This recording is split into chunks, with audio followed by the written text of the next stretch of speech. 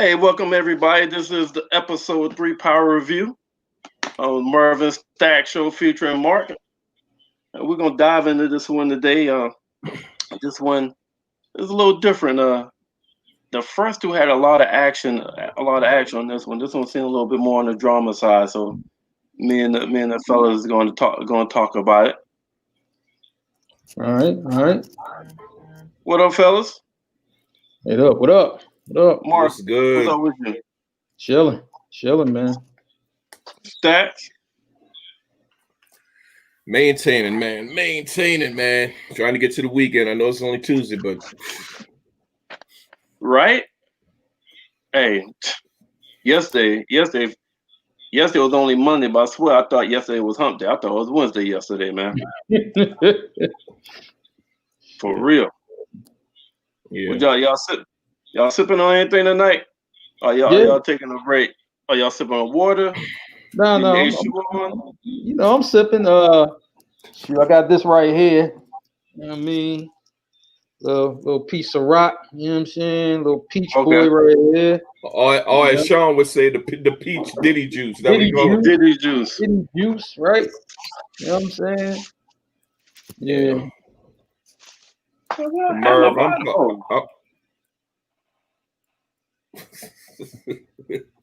I'm fucking with H2O tonight, man.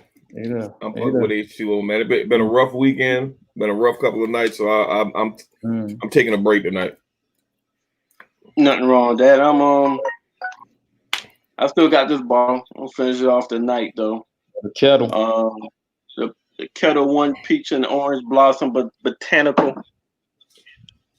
And You mixing? I really do think he getting kickbacks, man. He be like going to detail pink botanicals. He's like commercial around there, man. Hey, man. You don't going commercial on us. But I joined you this time, Stacks. I got a little styrofoam cup. See, you been climbing my styrofoam cup last week, though. You been climbing my styrofoam cup last week. Now you on board.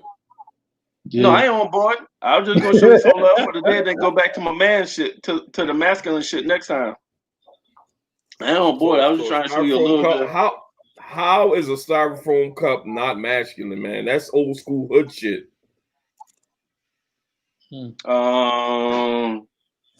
Should be a red cup or a glass. Okay. To each his own. Everybody has their opinion. Okay, so what we're gonna do? Man, we're gonna give a quick break. You go anywhere in the hood and ask them, should it be a glass, red cup, or a styrofoam cup, and see what they tell you. Y'all hear that, y'all? Red cup, styrofoam cup. That's the vote tonight. You know, that should be a poll. That should be. Hey, we should start poll questions and act shit like that. Hey, but let's get it. Let's do a quick review of the last episode. We ended off with I think Tasha received a favor from not Tasha, but Tariq asked Monet for a favor, which they obliged. They gave Tasha the not only the Plan B pill she was looking for because she was trying to make a friend in prison. They gave her a cell phone, which I think we're going to get into this episode. Y'all, I don't know if y'all noticed how that cell phone kind of tie in, but Tariq also told his mother that, you know, how everybody always says you either end up dead or in jail in this game, and he say he think he found another way. I think that's about it. Anything mention worthy from the last episode? Or y'all just want to go ahead and get into the first quarter of episode 3 of Ghosts? Shoot.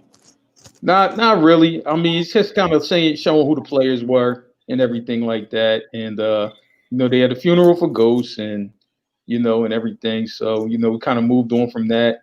You know, now we to the next episode and see how the story picks up. All right. Cool.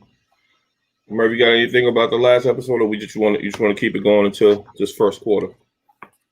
No,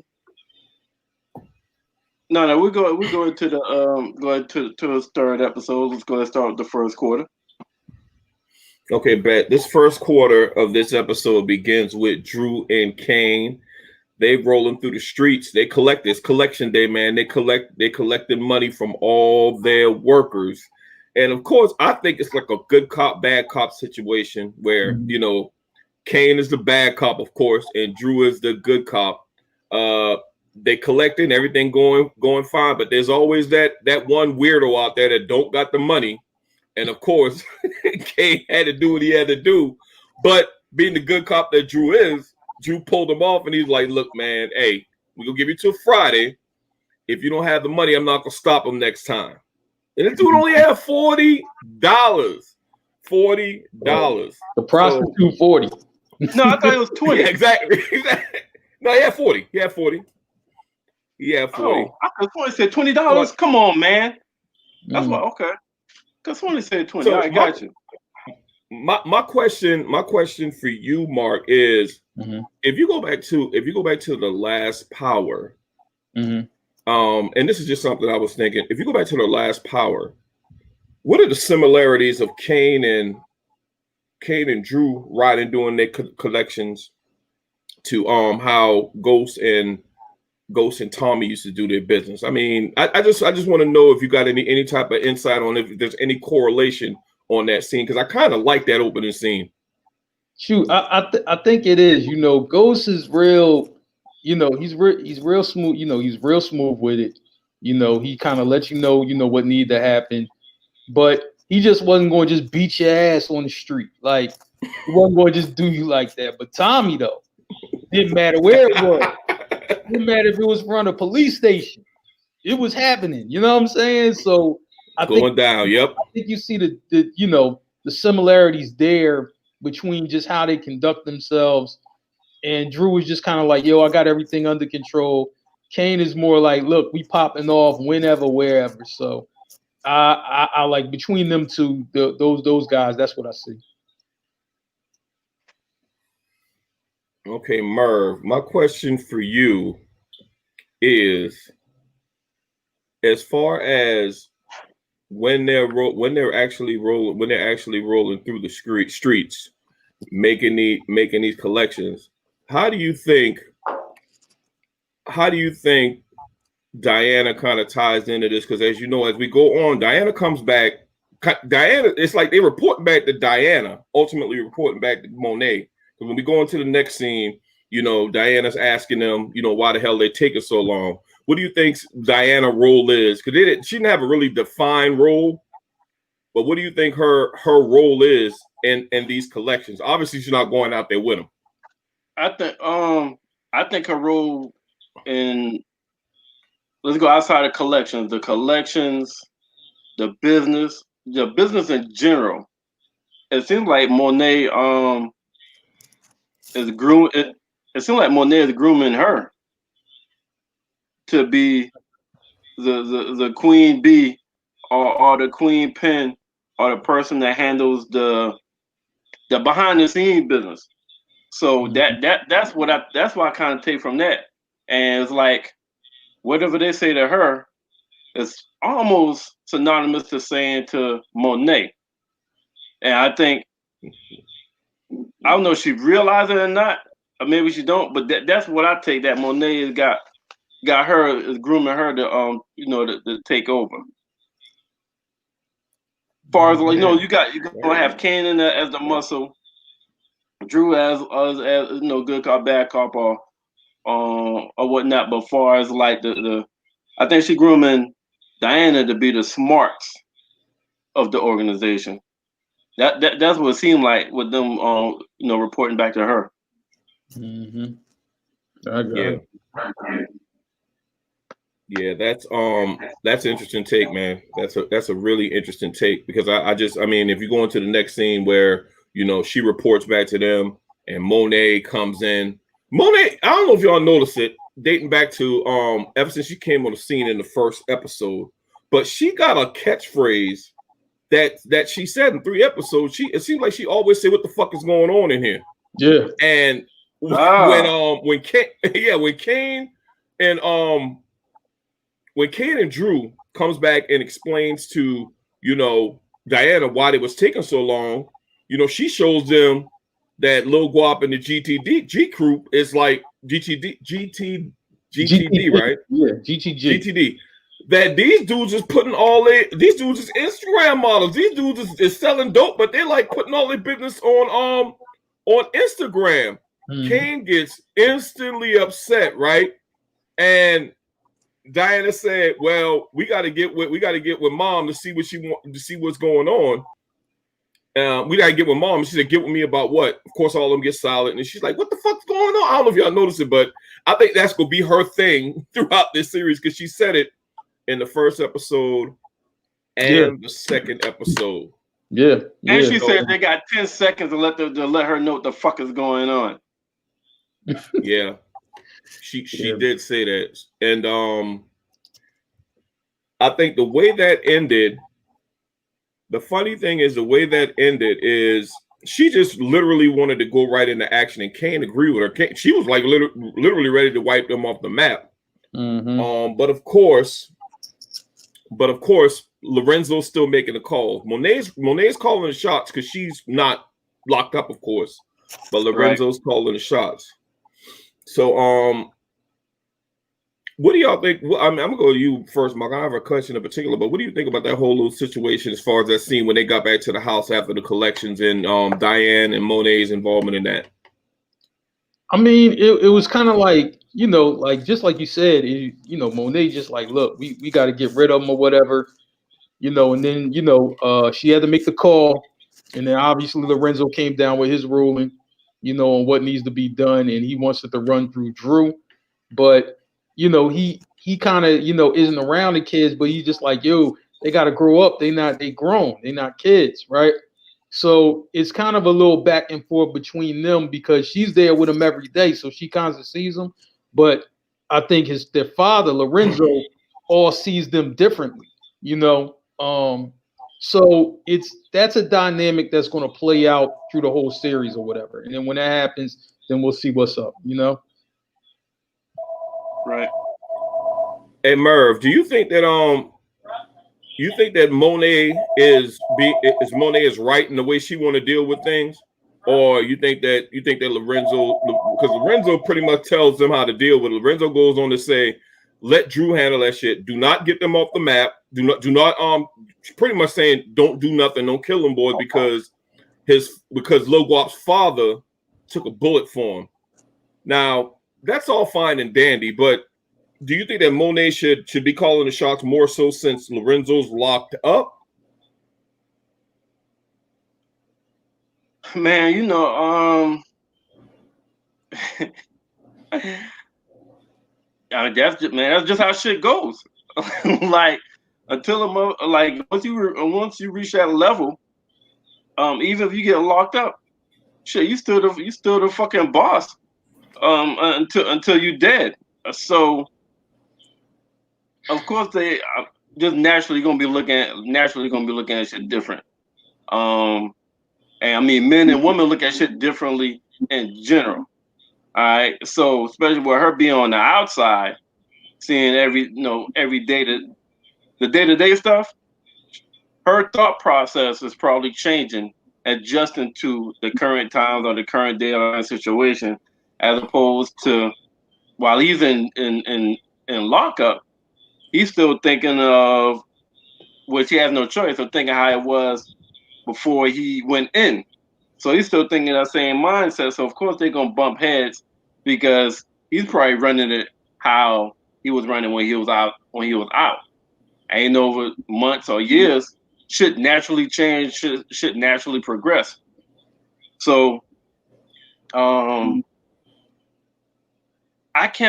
really can't say who is right. It's just like it's perspective and it's situational. Both of them, when they was talking, made good points. So that the best way to run that meet in the middle. Mm-hmm. Well, she did ended up. I know you gentlemen. I know y'all ended up. I know y'all noticed that she had two. Like Lorenzo gave her the orders. Lorenzo told her to send Drew. Lorenzo didn't tell her to have Kane in the background, quiet as kept, and that's part of that. To me, that's part of a power struggle that's going to be going on between Lorenzo and Monet, because Monet, we can go further in the episode. We'll get to it eventually when Monet told Diana, "My house, my rules. This is my house." It's almost like she's proclaiming, "Hey, damn your father. He locked up. I'm running this shit in here. That's what I got from it. True. Now I get that. You didn't get that? You talking when she sent Kane when she sent Kane behind Drew? That's what you're referring to? Hey, yeah, but I kind of know what you mean. I think I honestly think that she felt that would protect Drew better, but at the same time, she didn't. Lorenzo did. What I'm saying is, she added to. She didn't do exactly what Lorenzo told her to do. She added to the order. Yeah, but that's why I was saying that both of them is a combination with I think it'd be better if both of them kind of meet in the middle. She didn't do what Lorenzo told her to do. Lorenzo told her to send Drew to handle it. So she told Drew to handle it, but her attitude was for precaution. Kane just took it amongst himself to walk inside. You know what I mean? So she didn't tell Kane to walk inside and shoot it up. He did that on his own because Kane just he's that type of motherfucker. So yeah, definitely. But I think both of them together, it'd be a good combining the decision is what would be best for their organization. All right, and to wrap up the first quarter, I'm gonna just get into a small scene that we're gonna get in later, where Tasha meets with Davis and Paula meets with her, and she insists on being on the stand to prove her innocence, which Davis is against. Paula is totally against, but Davis pretty much says, "Yeah, we know she's she'll fuck this up, but she doesn't know it." So that leads us into. That's a tidbit going into the second and third quarter. Hold up. Before we go in second quarter, before we finish the first quarter, let me ask y'all a question. Okay. Yeah, what's up? Why do y'all think he wanted Drew to go? Man, listen, we're in the first quarter now. Yeah. Act like you haven't seen second, third, or fourth quarter. Yeah, the first quarter, when you first heard that, what came to mind? Why did y'all think he wanted to send Drew out of everybody? I think he just wanted him to to step up in this business that they're in. I just think like look, I'm not sending Kane. Even before that, I was just like, I think he wanted him to step up because he's one of his sons too. So that's just the way I felt, at that particular moment. Stats. And Merv, even seeing the stuff that happened in the previous quarters, I think, in the ongoing, I'm gonna leave that out.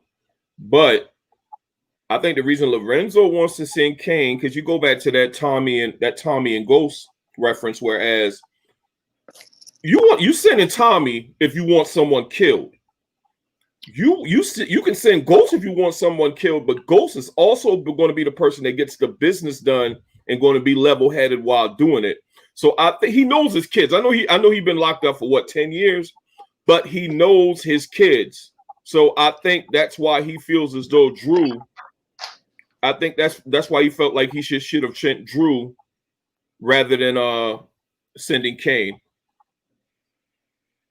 Right. So y'all know I saw that, and the first thing I thought the same thing. But I thought about the movie when I saw that part, and when I saw that, I thought about The Godfather. I don't know if y'all seen Godfather, but he had Michael Corleone. He was the mild one, and his brothers was the one with the hothead. Shoot first, ask questions later. But Michael was the one that was a little calmer. He thought first, but he had a mean streak in him. And he was also younger one. So I thought about that when I saw that, and so what I thought was like, Drew is gonna end up being the one that becoming the bad motherfucker on here, and that's almost like a forecast or whatnot of, like, I think Drew character is going to blossom throughout this goddamn season, and he's going to be the one that becomes a bad motherfucker. He's going to end up becoming like the thinker, almost like Ghost and shit. Oh, that's your bold prediction. Yep. We'll see. All right, on to the second quarter. So in the second quarter, and this is very vital to mention because this is very vital to mention. Zeke is dumb to me. Zeke is the prototypical dumb athlete. The dude who can play ball, but Zeke tells Tariq that he has a paper that's due like tomorrow, and the dude say he's busy and all that stuff. Now the reason this is important because Tariq is really savvy, saying that, "Hey man, you kind of fucking me over," but Tariq tells him, "Hey yo, I need a favor." This is Tariq's first attempt to try to get a meeting with Monet to ultimately, try to have her become his supplier. So my thing is, yeah, Zeke is extremely naive. And of course Tariq lied and said, "Hey, I want to ask her, can I date Diana?" Which was very savvy on his part. So Zeke tells him that, hey, she wants my school life separated, from the family. And he said school life meaning me, which Tariq peeped at. I mean, as you can see, it goes on. Zeke keeps fucking up to the point where he keep asking Tariq keep asking Zeke for favors. Mm-hmm. Now, how do you think that Zeke?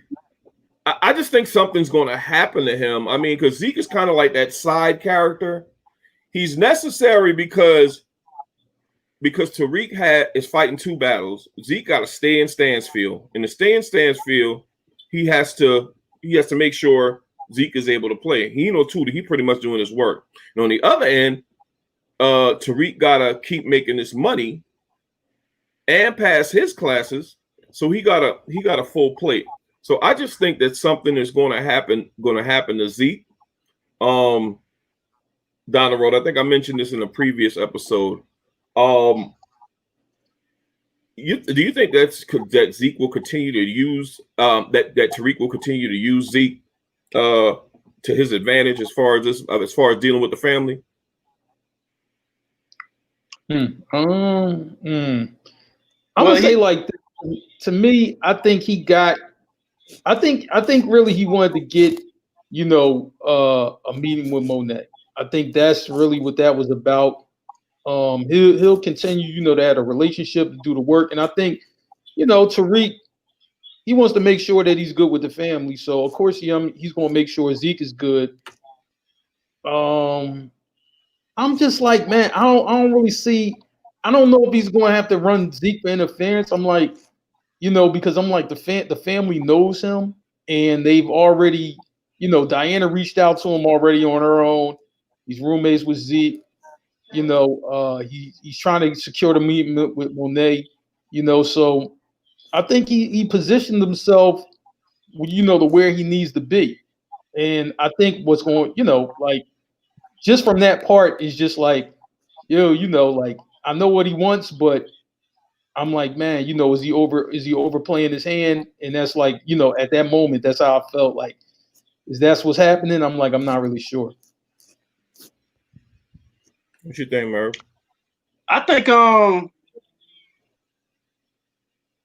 he don't have to play him no more. He already put his trump card on his ass. Like, after right now, Zeke is damn near, as far as like using him to get with the family, that part is done.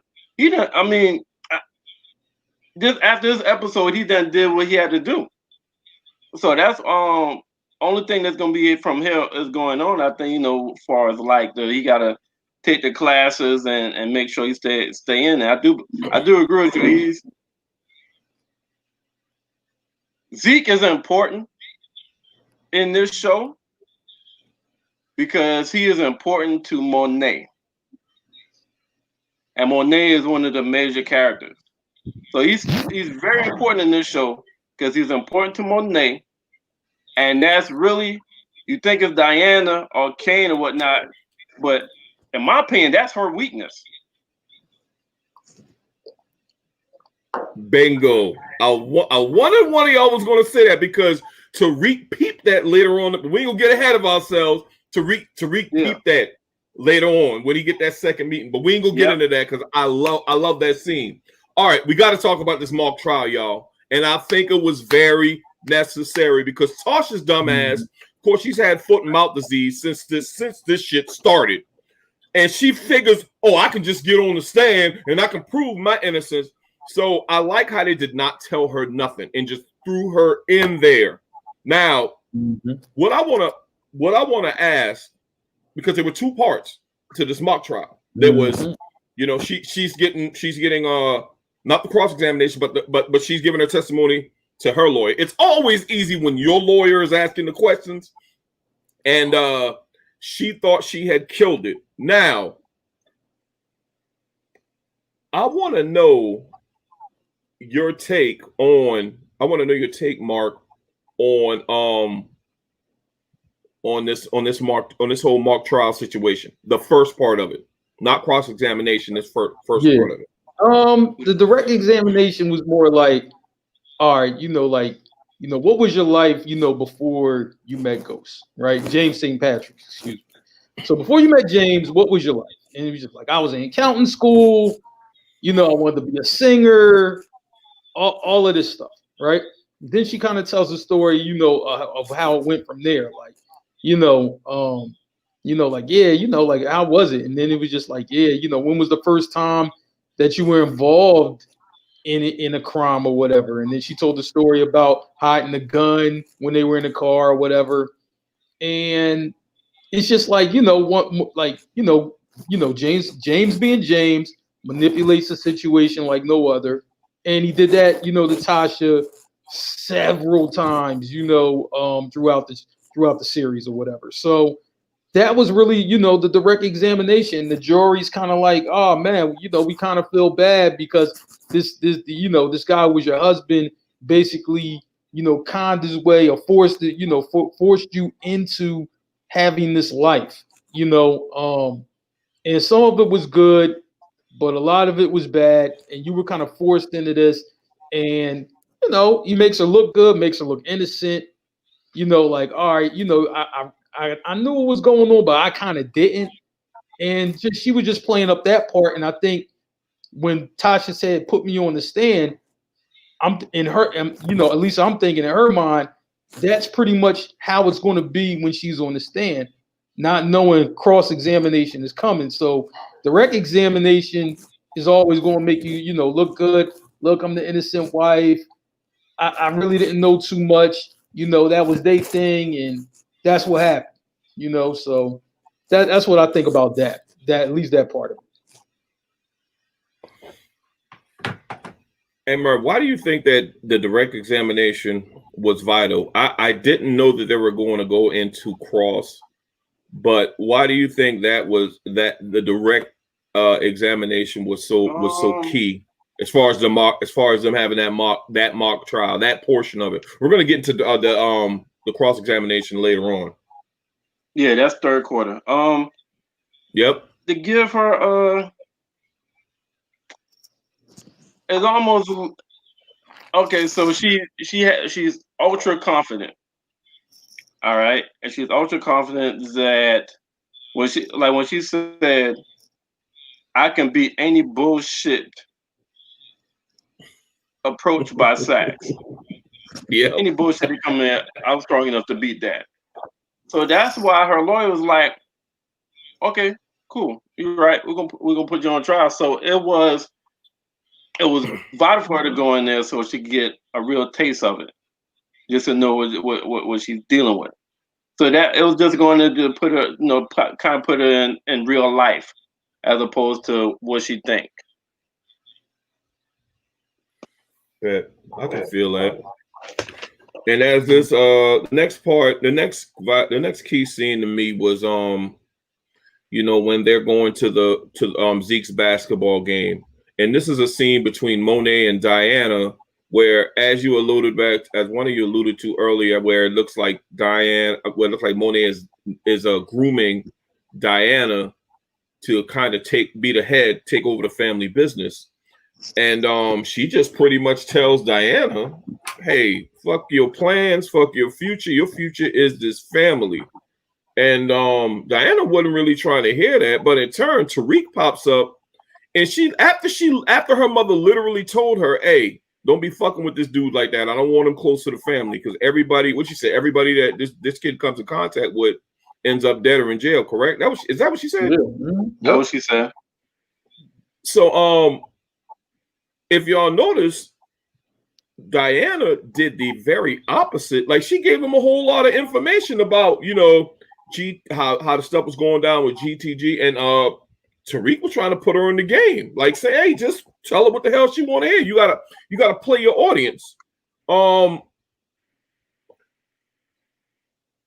How do you think this relationship, Mark, with Diana and Monet, how do you think Diana's relationship is going to change with her mother as she grows close? Because it seems like her and Tariq is going to grow closer. And Merv, I got the same. I'm sorry, but I'm gonna have to have the same question for you. But I really want to know y'all take on that. Man, I think like this. I think Diane is gonna follow what Tariq said. Tell your mom what she wants to hear, because she's the boss. That ain't gonna change, right? And I think they're really going to have to keep their relationship a secret from the whole family, not just mom. And yeah. I'm like, even if the business ends up going well, right? Which I think it will. I'm like, this really could be problematic if they get caught, And the thing is, both of them, Tariq and Diana, are always willing, to risk whatever it is, to do what they want to do. If you notice Diana, kind of going behind her mom's back, with cell phone, talking to her dad. Tariq always going behind somebody's back, as we learned, in the first. I'm just like, they're really going to have to keep this a secret, and it's going to be hard, to keep it a secret.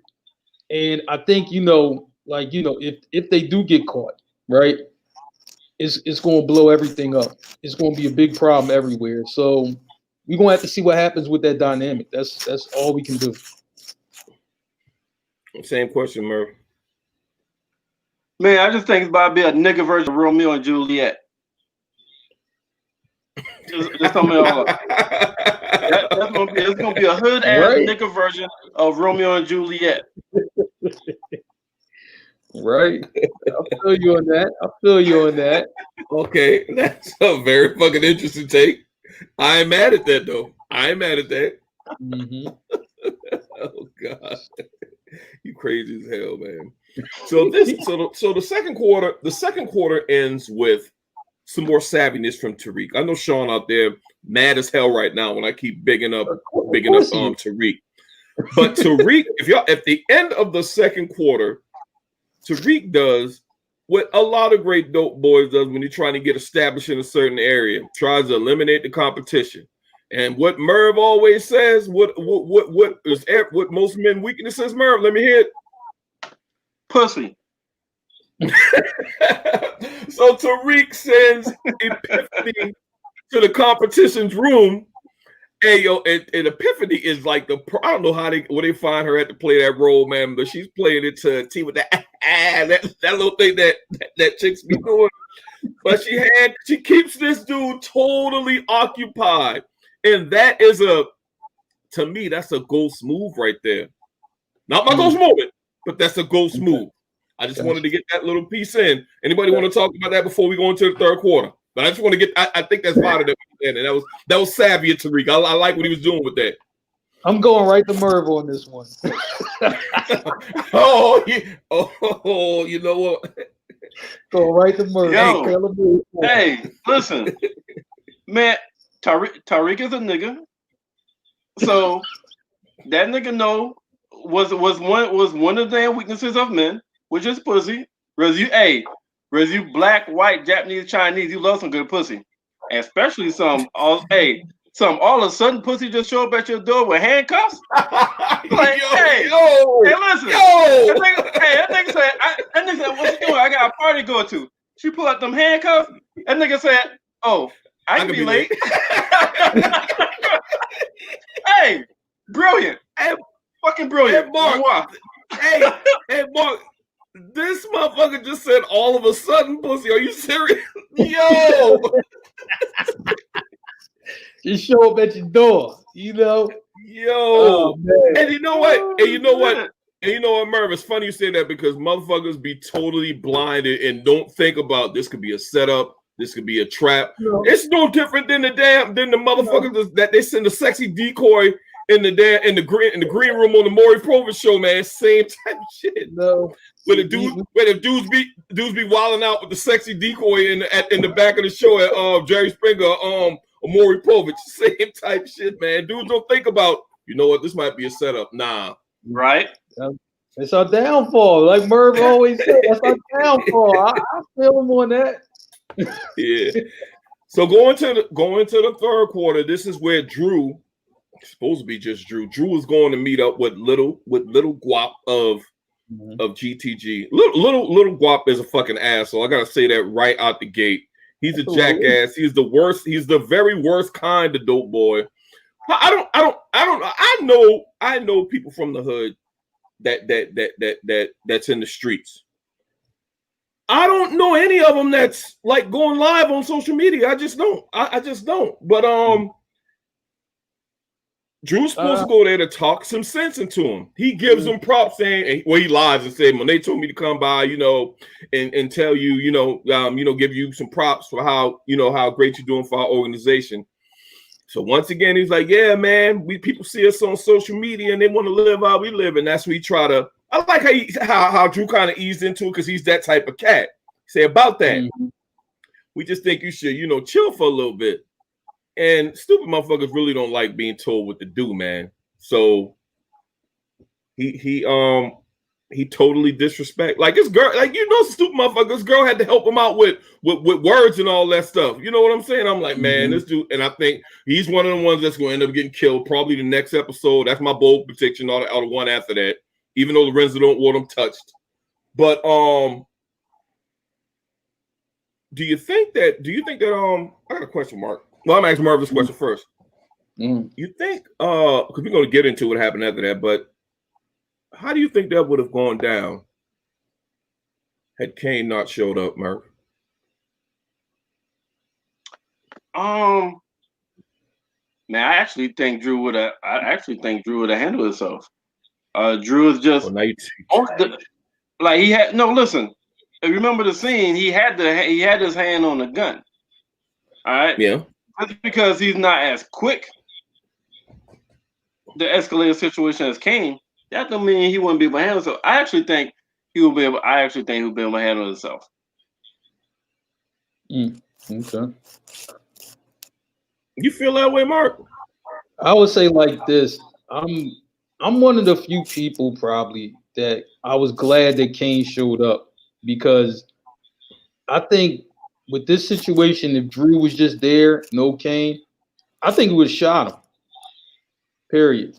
I think he'd have been like, look, I'm forced into this move, hand on the gun. He ain't shooting it in the air, he's shooting him. Right? True. And then that situation could have went way left. Okay. This is one of the things, where it's like, man, Kane wild and crazy self actually helped the situation, and not, kind of further damage it, because I think Drew, he probably is finding this out, but he's probably like a real killer. Like, he ain't scaring you. He not going to do none of that.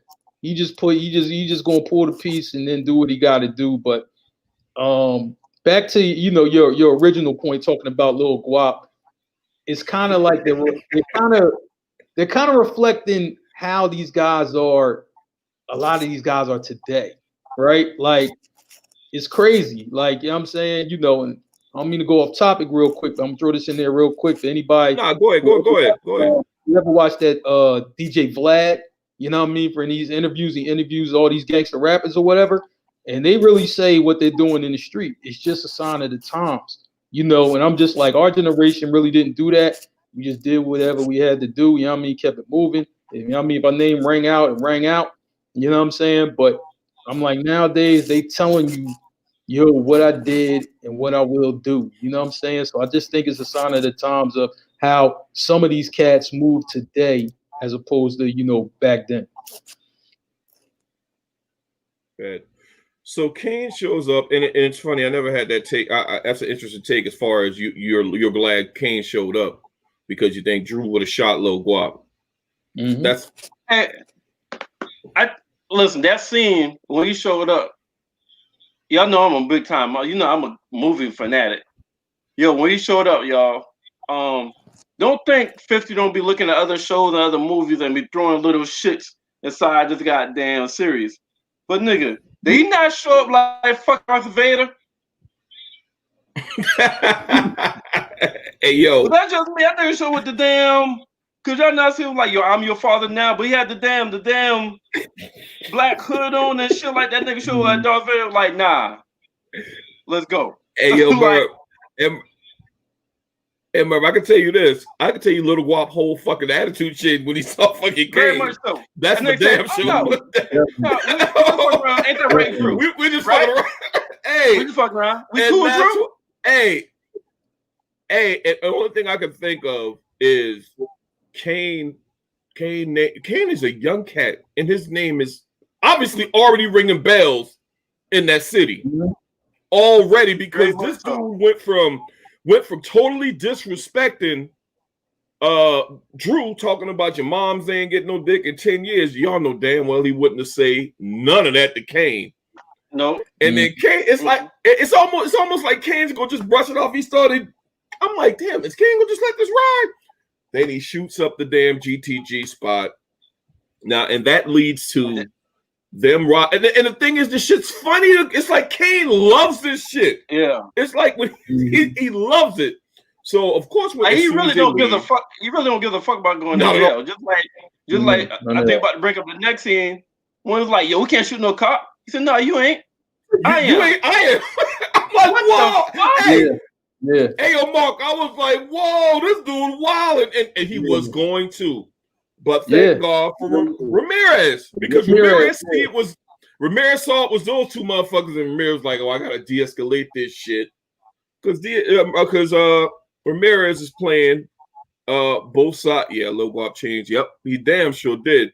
So Ramirez, he's playing both sides of the fence. I don't know if you call him a dirty cop. He's also fallen victim to what, Merv? Ramirez. Pussy. There you go. Absolutely. Because Monet got him wide open too. Very much so. So he saved the little rookie cop's life. That's real talk. He saved his life because Kane was about to blow that rookie cop head off, clean off his damn shoulders. So this the quarter with the cross-examination, right? Yeah. It is. Man, brutal. But Ramirez actually lets Monet everything that goes down, because she wouldn't have found out, because Kane and they wasn't gonna tell him. They weren't gonna tell him. So Monet is in he had the video. Yeah, Monet is in the room with video. Yep. And that goes back to this little guap situation, man, because people like them need to be taken off of the board, man, because just like Monet had said earlier, these new niggas need to go or whatever. And she found out later on, she confirmed, because Ramirez he said we got video of these guys, and we went to where the video was, and we heard gunshots.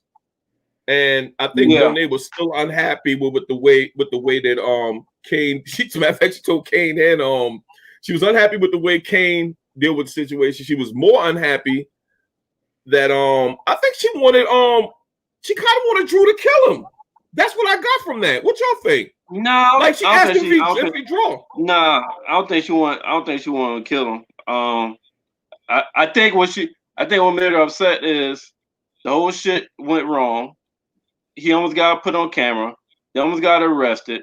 The whole show almost went left. They didn't say a damn thing to her. Then when she showed up at the house, they watching TV, like everything's sweet, and she wasn't alarmed. She wasn't put on everything. So that's why I think she was upset. Well, so let's get to this portion. I'm actually talking about this cross examination though.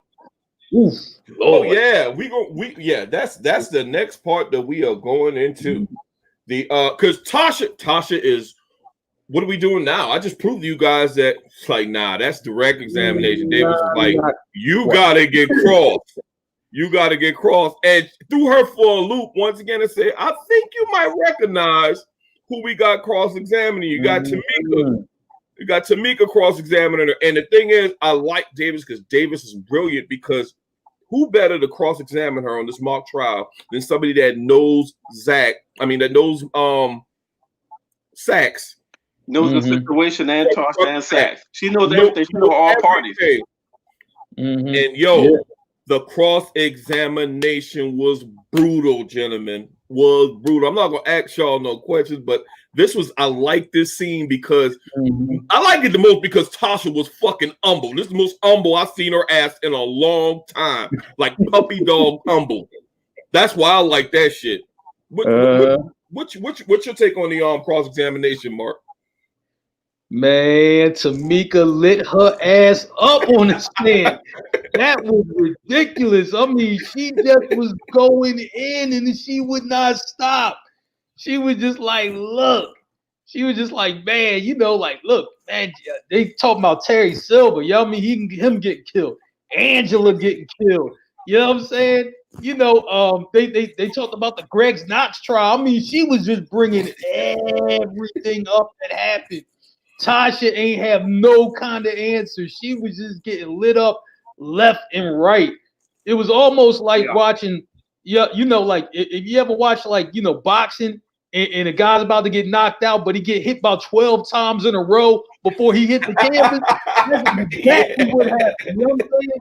Shoot, she was just getting lit up left and right. I'm like, oh my goodness. I'm like, I was feeling bad. I was trying to call Tom out on the TV. Like, stop, Tom, please. And Mark, she was using every word that Tasha was saying, she was using against her. I was like, oh shit. All I kept thinking about was the Miranda rights where they said everything you said can be used against you. Man, I was thinking of Dave Chappelle playing fifth. I was thinking about that. Like, yo, don't talk no more. For real, what is you doing? Like, man, that was savage. That was savage as hell right there. I ain't even gonna lie. Merv, I got two questions. I want to know your take on the trial, and I want to know if you think that that Davis will get her to join the team, because he did ask her. And the thing is, after that cross-examination, I would have done the same type shit. I would be like, yo, look, we need you. We need you. Well, I'm great at what I do, but we need your ass. What you got, Merv? Kind of similar to what was already been said. Tasha needed that because until that cross-examination, I feel like she was taking this shit. She wasn't taking this shit serious, and I think she was still cocky. Like, no matter what, I'm gonna get out this. I'll be fine. I'll get out this situation. And when that cross-examination came, and she crumbled, I think that's her first time since charges have been brought to her that she was like, yo, I could really be found guilty and spend the rest of my fucking life in prison. Facts. So it was needed, and it's gonna be interesting to see how her approach is going forward. I think now she's gonna listen to everything that her fucking lawyer tells her to do now, with no rebuttal. And the thing is, Merv, she alludes to that at the end where she talks to the Reek and she's so humble. She's so humble. That's fourth quarter, ain't it? That's fourth quarter. Yeah, let's talk about that later. Okay, so the next thing is the meeting.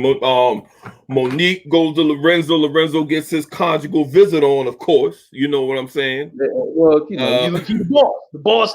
The boss gets that. Hey, and I want to talk about this real quick. Lorenzo is living in prison. Like you remember Goodfellas when they went to jail. He's living the same way. This dude drinking Coronas, and this dude got car. Matter of fact, I think he was playing dominoes with one of the guards, right? Yeah. It was. We got I'm like, jeez, boy got pulled. You know, then I'd have took him offered shit. I'd have took him up. Then when the guy came, he was like, "Yo, you want a beer?" Motherfuckers offered a beer. Like he at his house, man. That shows you how much pull. That shows you how much pull and power that Lorenzo has in that city, even though he's locked up for life. He got a life sentence, right? If I'm not mistaken. Yeah, so, but that meeting, that conjugal visit / meeting was very important because shit wasn't sweet. Shit's usually always sweet during the conjugal visit. But Lorenzo brought her there to express disfavor in the decisions that she was making and to let her know. Because I think that Monet thinks she's a boss. She's going to be a boss for as long as she want to be a boss. But Lorenzo got other plans. Lorenzo is saying, you ain't going to be running this. Fuck what you heard. You're not going to be running this shit. My plan is to have Drew running this shit. And my plan is to let my daughter, Diana, go to school. And that pisses Monet off. Mm-hmm. That pisses Monet off. So as far as that visit though, Merv, you think she's going to continue to add to whatever Lorenzo tells her to, or just totally deviate? How you think that's going to, after that visit, how you think the orders and stuff are going to go after that? She's not gonna totally deviate, because if she wouldn't responded to Lorenzo was like, things will go better if you let me run it like I want to run it. So she's not going to totally deviate. I think she will add to it. She's going to follow what Lorenzo is saying, but she's going to add to it. Same with how she told Drew to go. All right, Drew, you handle it. Your dad wants you to handle it. All right, Kane, come here. Follow behind him. Make sure he's straight. I think that's how it's going to be going forward. Mm-hmm. What do you think of that? What do you think of that whole visit, the conjugal visit, Mark? I just think it was just like, man, I mean, of course, you get your relations, obviously, but they got to talk business. They got to talk, and the kids is the business, and he was basically like, listen, he's like, I wanted to be out here, so I can run it how it was supposed to be ran, but I can't do that, and I got to run it through the boys. That's how I always wanted it, so you could kind of stay out the mix and chill.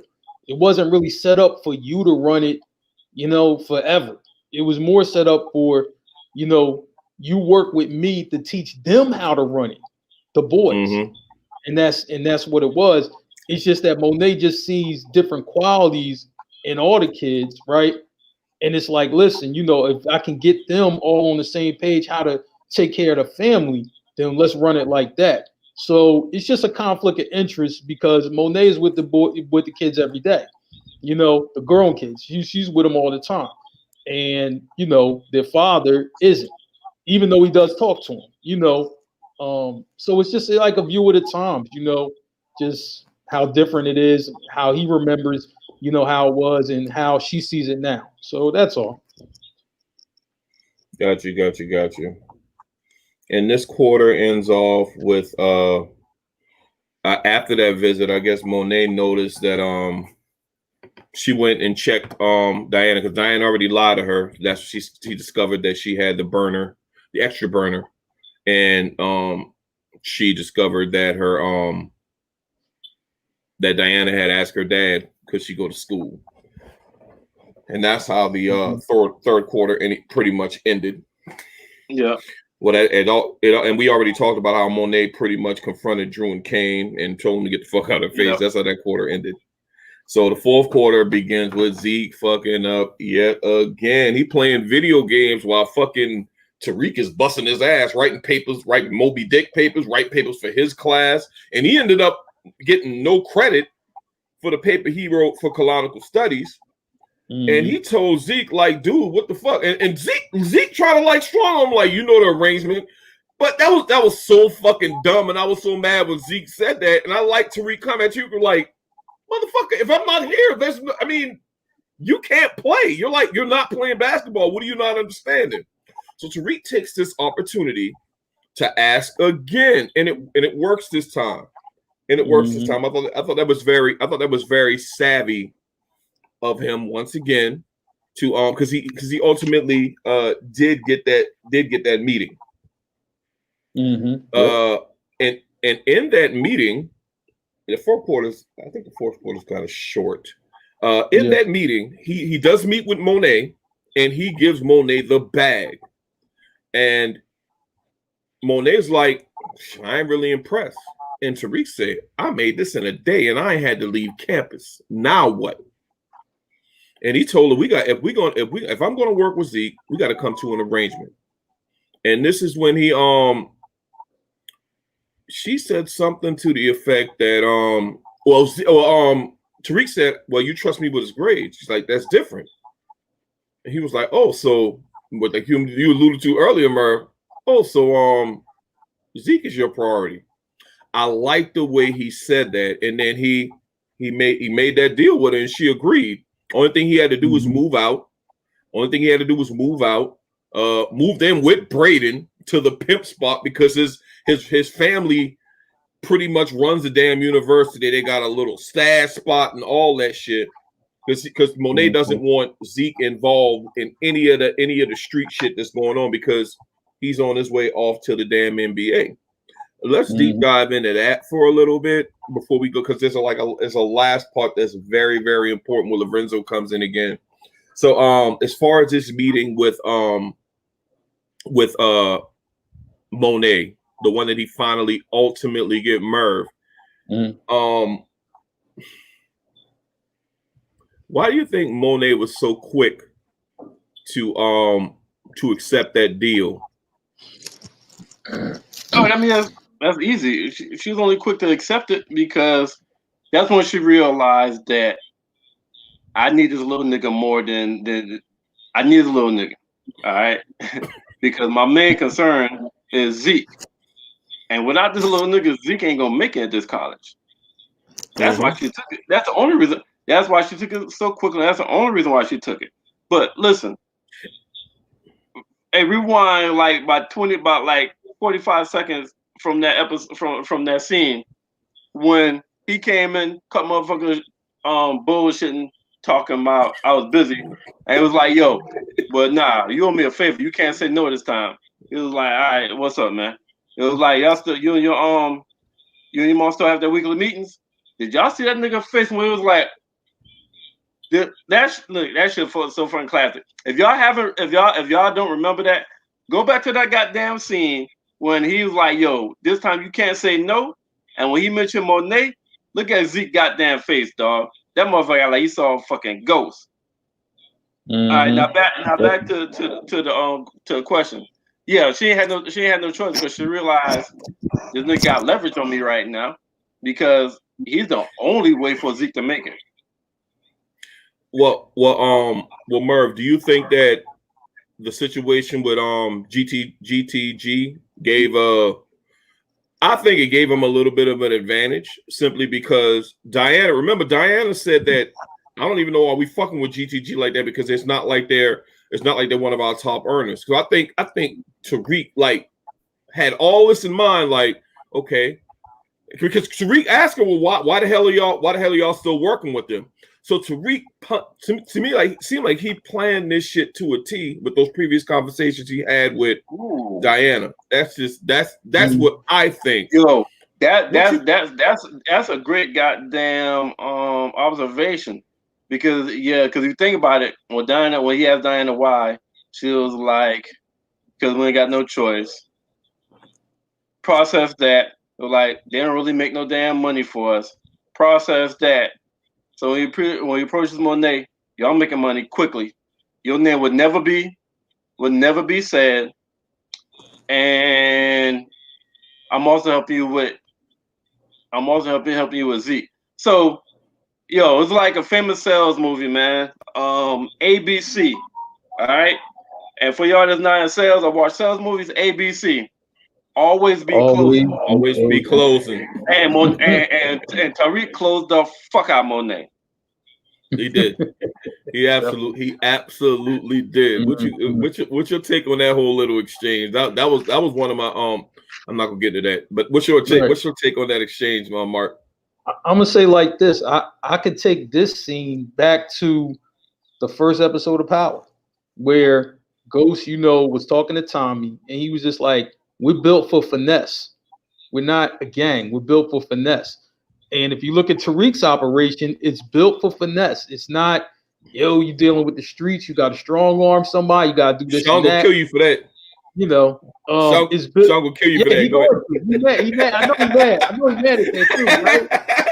I know that. I mean, why is he so smart? Because he's Ghost son. That's why. But he's just basically like, look, if you work with me, trust me, this is going to be very easy for you, right? Just give me the product, I could do the rest. And he got Braden, and Braden, just like as we talked about, his family name all over that university, right? His brother, is in the fraternity, so he's the man. It's all, they're going to be able to, they already eliminated the competition without even having the supply yet. So it's going to be easy for them to kind of move and shape, to do this. Now, he's going to run into some other pitfalls along the way, but I think this part of it, he's going to be straight, and they understand how to move. So I was just like, man, but like I said, it's a thing that's built for finesse. They're going to be able to move, and only thing that he has to do is make sure Zeke's straight, make sure his grades are straight. So if he does that, but like I said before, I think in the past couple times, we were talking about this show, Monet gonna be on his ass no matter what, right? Which means Kane and Drew will be showing up unannounced, just to check on him, and just be like, look, what is you doing? And then she gonna tell Diana, like, listen, you know what I'm saying? Oh, you going over there? This is what I need to know about him. And they will find out information on Tariq. I mean, Tariq, he's slick, but he's still learning how to be real slick. Like, he ain't at his dad's level. So he's still learning that.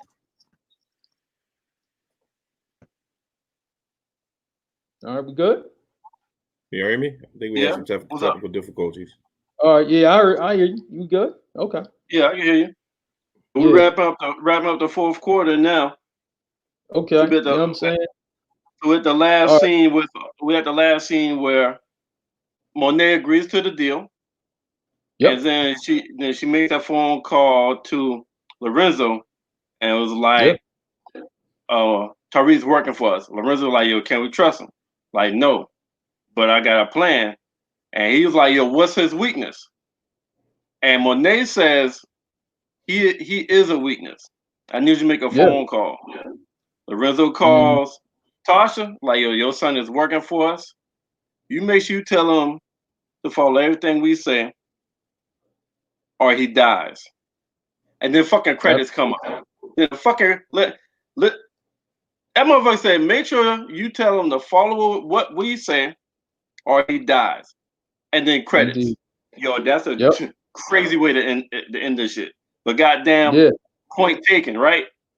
Absolutely. That was straight to the point. This is what's going to happen. If he steps out of line any bit, and like I said, they, between Lorenzo and Monet, they gonna be on Tariq ass every step of the way, and Tariq really gonna have to be smart to be able to pull everything off that he wants to pull off. And you know what? What else is significant about those words and this new partnership? Just how she got humbled in that cross-examination. I think both of them is about to be humbled right now without Ghost. Because regardless of their beef, regardless whether Tasha said, I don't want to see you no more, curse him out, leave me fuck alone. Tariq said, you're not my father, you just helped birth me and all that. Ghost still had their fucking back, and they knew it. Right now, Ghost is dead. Well, Ghost is allegedly dead. So you can't call Ghost. Right. You can't call Ghost and be like, yo, I just got threatened by another kingpin, and then let Ghost go talk to him and make it nice. So Tasha got a lot of humble pie in this one from the cross-examination and from another big dog in the streets like, yo, this is what the situation is, and this is how the fuck it's going. Because she was married to the big dog. Yeah. And they complain about this. They complain about this shit. You know what I'm saying? Like, you don't miss what you have till you're gone. So did you want to expound on that before we go to these questions? Man, I'm gonna say like this, man. You're absolutely right with Ghost being there, because if you've seen how Ghost handled the other kingpins, right? The guys that he worked for, dealing with the Russian guys or whatever, right? Dealing with Lobos and everything like that. He was always able to kind of smooth things over. So with Lobos, with Jason, he was always able to kind of smooth things over a little bit to give himself enough room to be able to maneuver and do what he has to do. And these people are still, Tariq and Tasha are still trying to find their way to how to do that. And they don't quite know how to do it like him. So they're still trying to find their way, out, in the mix. They're still trying to find their way. Right. My bad. My internet went out for a second, gentlemen. Got you. It's cool. Oh, no, you good. We just wrapped up the fourth quarter. Talked about that last scene when the dude made a phone call to Tasha and said, "Make sure you tell Tariq to do everything that we tell him to do, or he dies." So we'll expand on that just now. About to go into the questions. Did you want to say something real quick? I'm just really curious as to how that's going to go going forward, because I mean he's on the pay, he's one of their workers now, so I'm trying to figure out, because Lorenzo asked what his weaknesses, and Monet say he is a weakness, which I don't think she knows Tariq as much as she thinks she knows him. No. He is a weakness, but she wasn't calling him weak. He is a weakness. When he asked, what's his weakness? And she said, he is a weakness. I need you to make a phone call. He called Tasha and told Tasha, Tariq working for us now. You need to tell him to do everything that we say. He is Tasha weakness, because everything he's doing is for Tasha. Monet caught on that before she agreed to the deal. Monet also heard him say that, how am I going to be able to keep Zeke in with me worrying about taking care of my family? She heard that as well.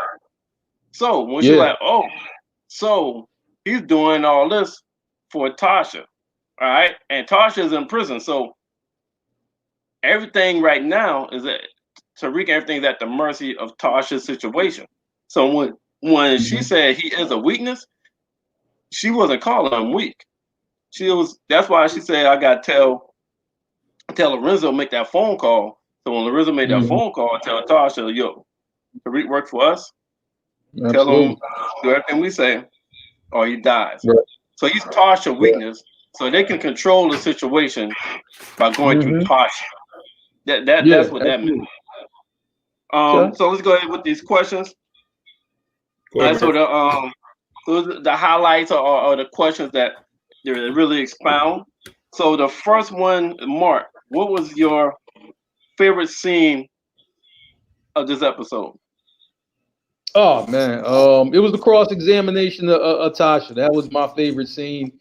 Tasha got humbled on the stand. She got lit up on the stand. It was just, start to finish. Tasha really didn't have any answers for Tamika, coming on that, and that was like insane. So I was just like, that was my favorite scene right there. All right, Stacks, what was your favorite scene?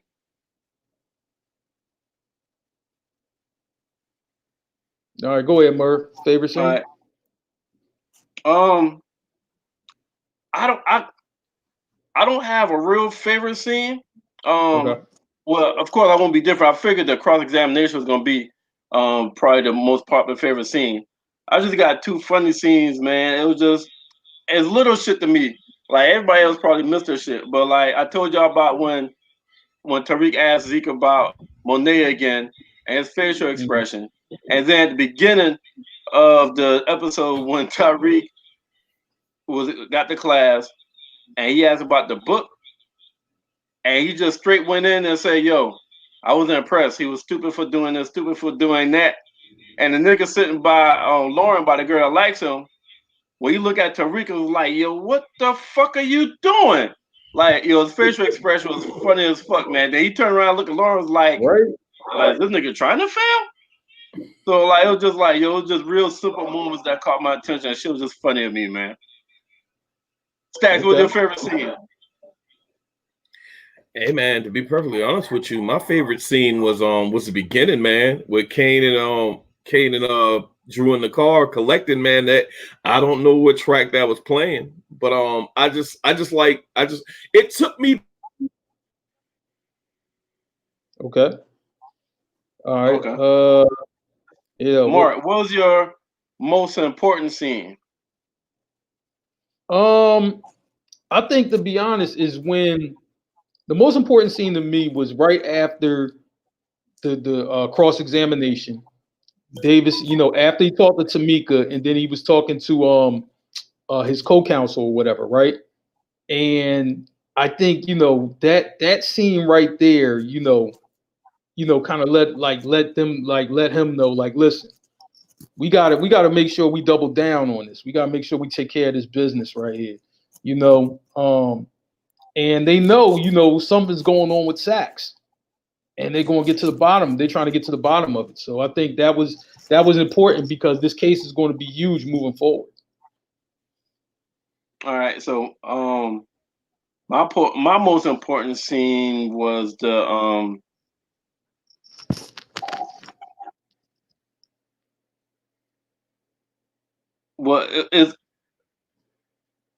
it was a combination of both of the exam rooms, man, because Tasha's been making a lot of crucial mistakes and she hasn't been taking it serious. Right. But she has been making it harder for her, making it harder for Tariq. So both of the mock trial, to me was my most important scene, because Tariq is doing what Tasha tells him or asks him to do. Mm-hmm. So based off of this, like I said, she got humble, and I think she's gonna move differently, and which will allow Tariq to move differently and the lawyer to move differently. Right. Absolutely. All right. Absolutely. So what's your favorite quote? My favorite quote, it comes from cross-examination, right? And this is when Tamika was talking to Tasha, and she was just like, "Are you about to tell this jury that James St. Patrick killed Terry Silver over jealousy? Over you? That was Angela's man. He already left you." Like, yo, that was cold. That was so cold. The way she hit her with that. That was cold-blooded right there. Cold-blooded. Damn. Yeah. Shit. Yeah, that was cold. That was cold, man.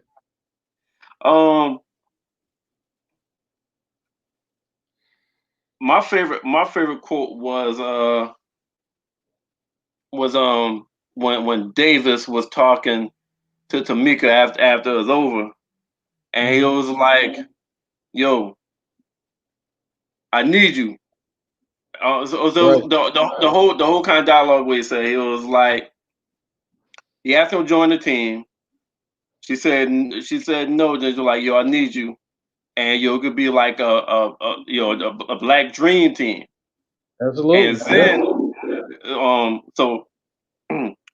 so that was my favorite part when he was just because almost like at the same time when Tasha got humbled, he also realized, yo, damn, I need some damn help.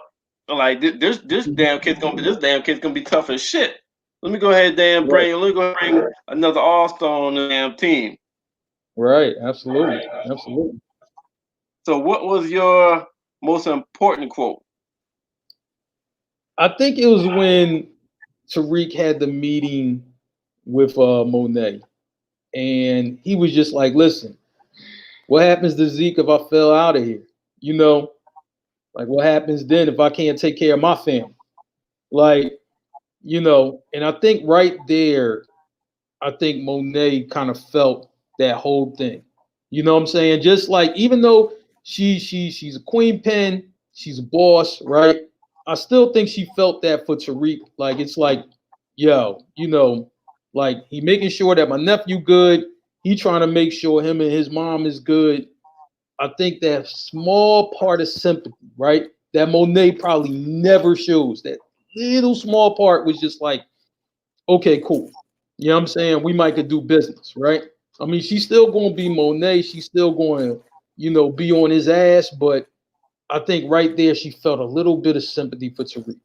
That's what I think. Right. And man, I don't think this was a coincidence, but that was my most important scene too. Probably for different reasons.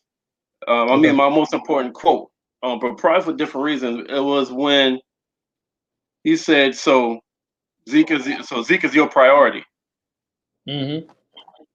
That triggered everything that's happened that's going to go for it. When he basically realized what her weakness is as well, which is Zeke. So he thought about that, it hit him all of a sudden on the fly. Like he's very savvy on the fly with his verbiage, with his gift of gab. Like, oh, so your priority is Zeke. Oh, cool. Well, let me change up this angle. And then he went to a whole nother angle on approaching her, which made her agree to it. So to me, that was the most important quote of the episode, because that quote is going to broker everything else going forward the rest of this fucking season, because that's what got Monet to agree to it. So now they're partners. So now he's partnering with her, which means he's also in partner with him. That's locked up, which also means he's locked up in the same fucking area with his mom. So now that one quote, and we said that, yo, they just merged everybody, merged all the big people, boom, like this now. Everybody's in business together. Yeah, definitely that, man. All right. Before we wrap up, do you have a ghost moment? This one's a little slower, so. Yeah, it was a couple, but I would just say I think the last scene was my ghost moment. I think Lorenzo talking to Tasha and letting them know, like, look, he works for us now. This boy step out of line, he dies, right?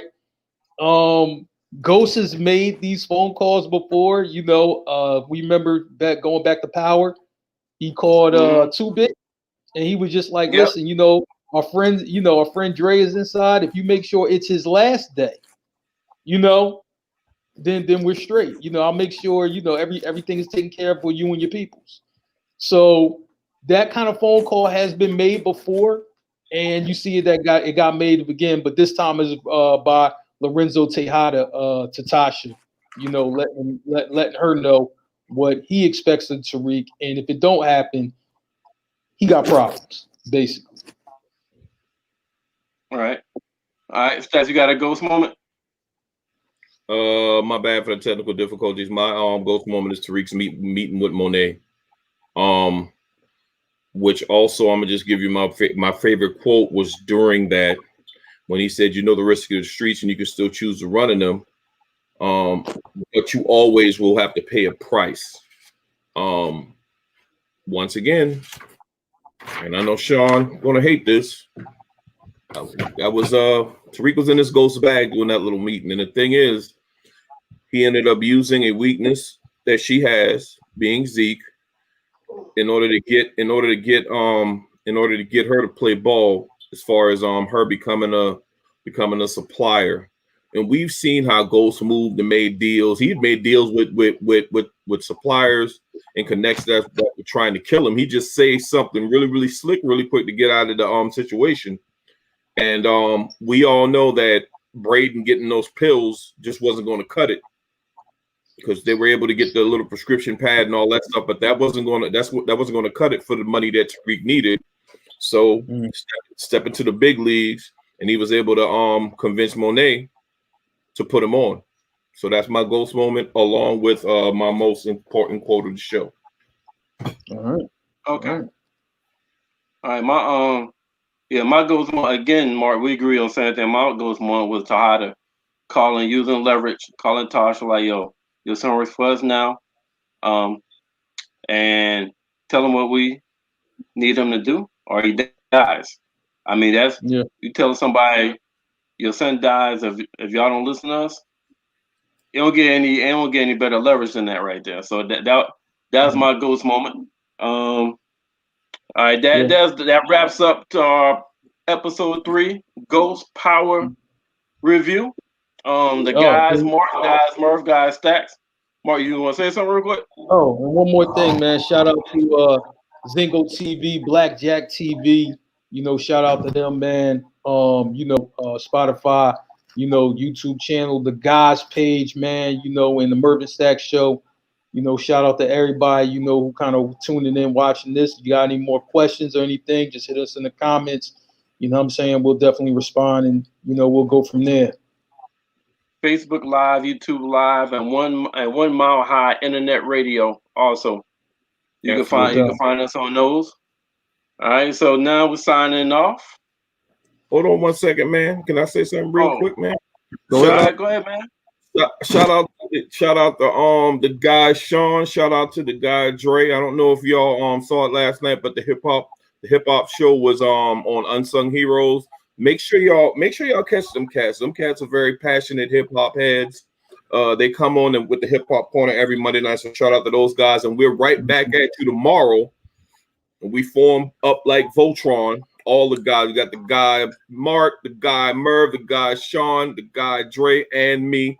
We'll be right back at you tomorrow. What is it, 8 o'clock tomorrow, gentlemen? Yeah, 8 o'clock. Bet that up. So now we can go ahead and sign this thing off, Merv. All right. Salute. Salute, y'all.